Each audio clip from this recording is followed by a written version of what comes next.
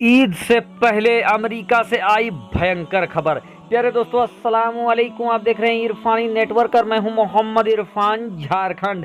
गाय को लेकर दोस्तों अमेरिका से ऐसी खबर निकलकर सामने आ गई है जिसको सुनने के बाद भक्तों में हड़कंप मच गया है। प्यारे दोस्तों, हिंदू हो या मुसलमान, एक ऐसी खबर जिसने सबके रोंगटे खड़े कर दिए हैं, वो भी ईद से पहले अमेरिका से ऐसी खबर आ गई है दोस्तों जिसको सुनने के बाद यकीनन आपके अंदर थरथरी कायम हो जाएगा। प्यारे दोस्तों, दुनिया भर के हिंदू मुस्लिम इस खबर को सुनकर हैरान हैं। प्यारे दोस्तों, गाय को लेकर, जिस गाय को आपने देखा होगा कि योगी आदित्यनाथ गाय के बच्चों को और गायों को खाना खिलाते हुए नजर आते होंगे।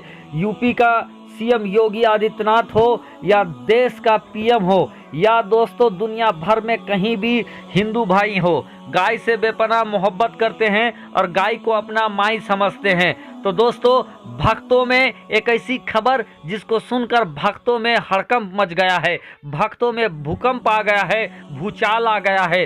दर्दनाक खबर दोस्तों, और ऐसी खबर जिसने हर एक इंसान के कलेजे को हिलाकर रख दिया है, चाहे वो हिंदू हो या मुसलमान।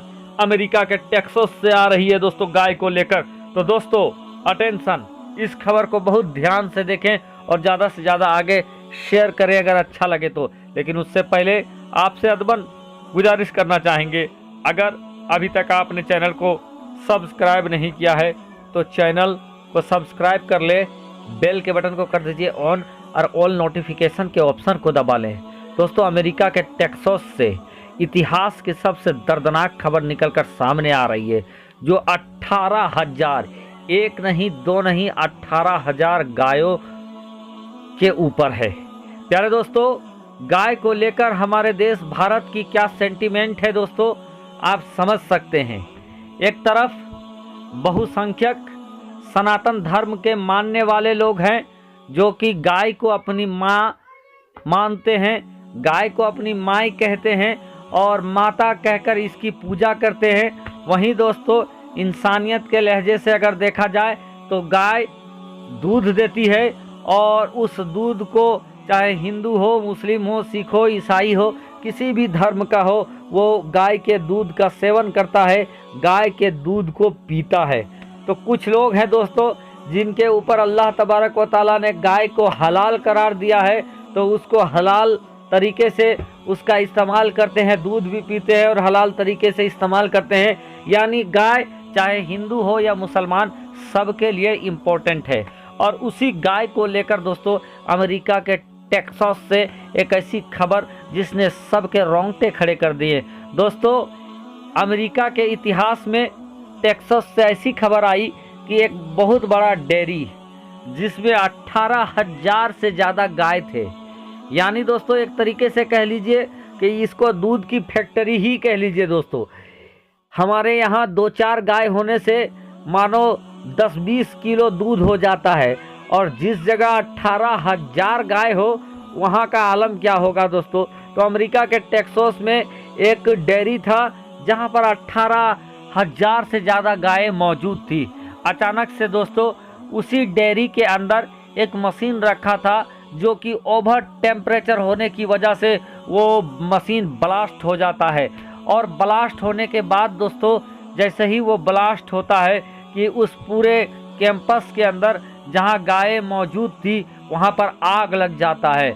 आग देखते ही देखते अपने चपेट में डेयरी के एक बहुत बड़े हिस्से को ले लेता है। जब तक लोग कुछ समझ पाते, जब तक लोग वहां फायर ब्रिगेड आ पाता दोस्तों, तब तक से दोस्तों अमेरिका के इतिहास का सबसे दर्दनाक वाकया गुजर गया कि उस डेयरी के अंदर मौजूद 18,000 गायें दोस्तों जलने और झुलसने की वजह से दोस्तों उनकी मौत हो गई। इस खबर के सामने आने के बाद दोस्तों दुनिया भर के गाय प्रेमी और मानवता और इंसानियत का कलेजा रखने वाले, चाहे किसी भी धर्म के लोग हो, उनका कलेजा कांप उठा कि दोस्तों कैसे 18,000 गायों की जलने से मौत हो गई। दोस्तों अपने आप दर्दनाक, हैरत और सनसनीखेज वाकया गुजर गया। दोस्तों इस दर्दनाक खबर के सामने आने के बाद जहां दुनिया भर में मौजूद सनातन धर्म हिंदू धर्म के लोगों में मातम छा गया है, सन्नाटा आ गया है, तो वहीं दोस्तों पशु प्रेमियों को भी बहुत बड़ा झटका लगा है। और ये सारी बातें दोस्तों, ये सारी खबरें दोस्तों रमज़ान से, ईद से पहले निकलकर सामने आई है। लोगों में एक तरीके से दोस्तों मातम छा गया है। प्यारे दोस्तों, इस तरीके का वाक़या अपने आप में बहुत बड़ा दर्दनाक वाक़या है। चाहे दोस्तों जिससे हम लोग दूध पीते हैं, जिस चीज़ को हम लोग पालते हैं, और उस पूरी प्रजाति, एक तरीके का प्रजाति के ऊपर इतना बड़ा विपदा आ जाए दोस्तों, तो अपने आप में दर्दनाक है।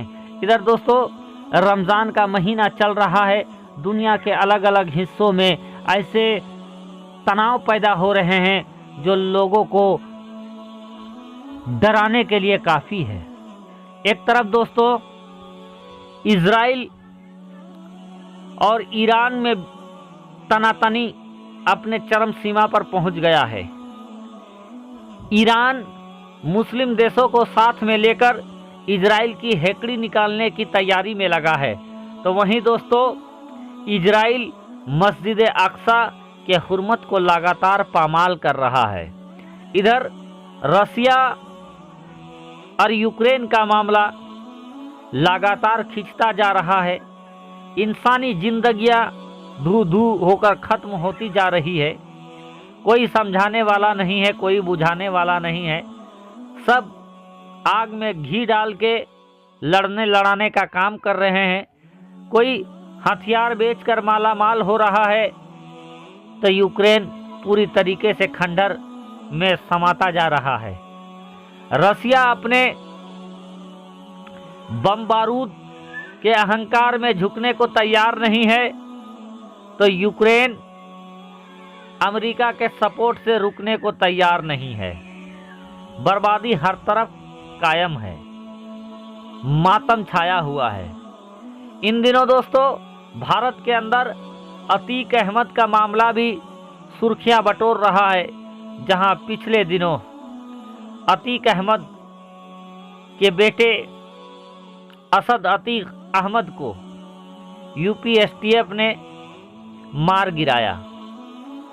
दोस्तों बहुत सारे लोगों का कहना है कि आजकल भारत की न्याय प्रक्रिया एनकाउंटर और बुलडोजर पर आकर सिमट गई है।